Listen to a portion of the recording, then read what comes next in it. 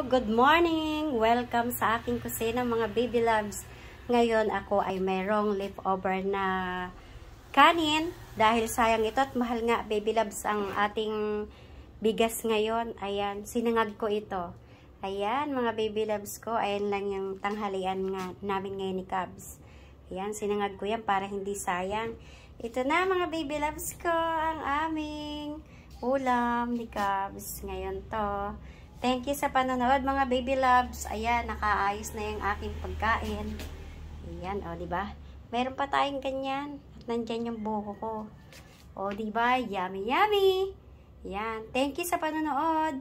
Salamat everyone. Ingat and good vibes. I love you all. Ayan, ang kakainin lang ni baby loves. Ayan. Yan lang mga baby loves. Thank you and follow for more and share din naman sa share naman ng live dyan mga baby loves at star to come.